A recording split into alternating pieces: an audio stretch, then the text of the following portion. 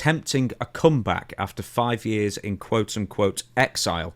Some promoter, loose terms, is bringing Joey Ryan back, or attempting to anyway, and is currently, and I checked this myself, arguing with people on the Facebook comments that this is a horrible look. It's obviously a horrible look that I can give you the information as and when you want it. But Joey Ryan is basically somebody who's infamous, dare I say, for doing the penis suplex. You remember this, Dutch? You must do. I remember something about it now that you bring it up. He's basically the sleazy looking guy who would have a wrestler grab his, I guess, pinch his trunks where his pee-pee is, and then they would pretend to be suplexed by his pee-pee.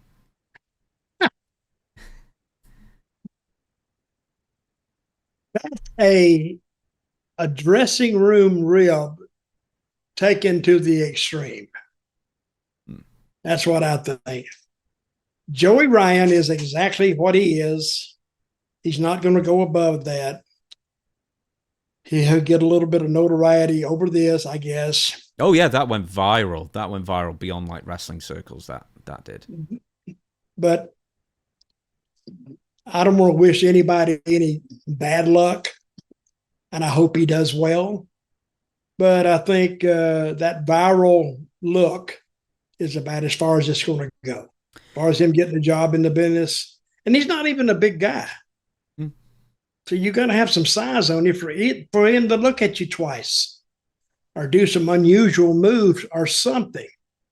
And he did something else too that was in the news. You remember? Oh, a few different things. One of them being, once again, quote unquote exile, is that this wasn't exile on his own terms.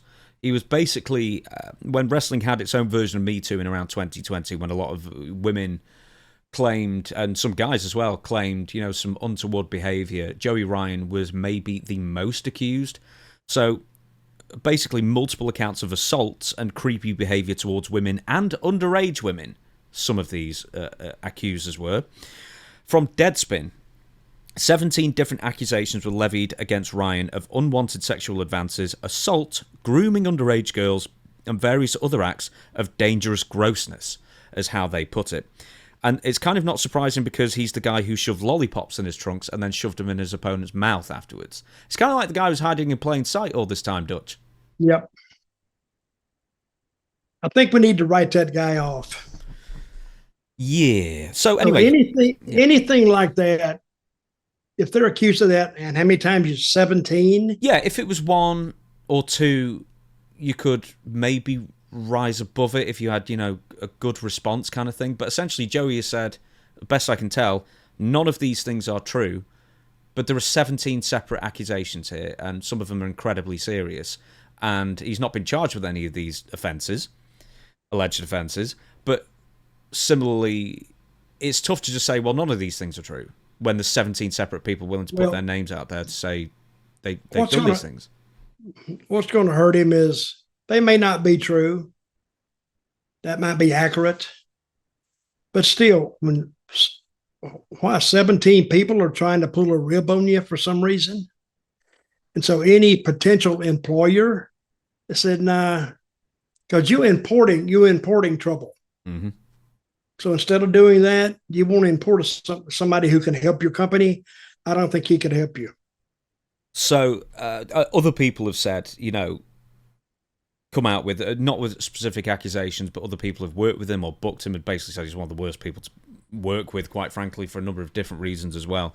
He once attempted to come back like in 2022 or something like that, and he was removed from a charity wrestling card when Tony Khan said he would pull all AEW talents if Joey remained, and Joey Ryan was then pulled and hasn't really been heard of since, aside from being fired from Disneyland's Jungle Cruise ride when wrestling fans clued Disneyland bosses in on Ryan's past. Yep. His past is his resume doesn't read very well. So yeah, but apparently this promoter in Portland, I guess, is absolutely desperate to bring back Joey Ryan for some reason. In Portland, Oregon? Yeah. Well, first of all, Portland, Oregon, from what I've heard, it's always been an outlier when they had territories. And I've heard a lot about it, but it was always some weird stuff went on in Portland, I heard. I used to hear stories out of Portland, or some guys who would come from Portland. They would have some crazy, crazy ass stories. So fitting place. Who was the guy who killed his wife? Billy Jack Haynes. Billy Jack. So there you go. The home of Billy Jack Haynes is welcoming Joey Ryan from exile 5 years on. Oh yeah.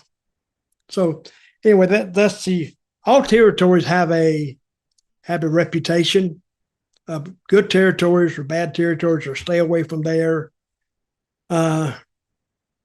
And then they were true. Like I always heard about Florida. Florida was a good territory, because Eddie Graham was a stand-up guy. And like Charlotte was always good. Jerry Jarrett was always good if you took the Tennessee part out of it, because he used to have a promoter in Tennessee, Nick Goulas, who was known for crappy payoffs, plus his kid, the stupid kid. And I tell you one, Knoxville, Tennessee, with the Fullers, great territory, short trips, and he paid well. Mm-hmm. And Texas was good, but things like Portland stood out. Like Kansas City was not good. Stay out of there. I even heard L.A. Stay out of L.A. because they did but San Francisco was good. I always heard that. But anyway, you even had, talk about reputations of the guys, reputations of the territories. He'd kill some guys from ever even calling and wanting to come in.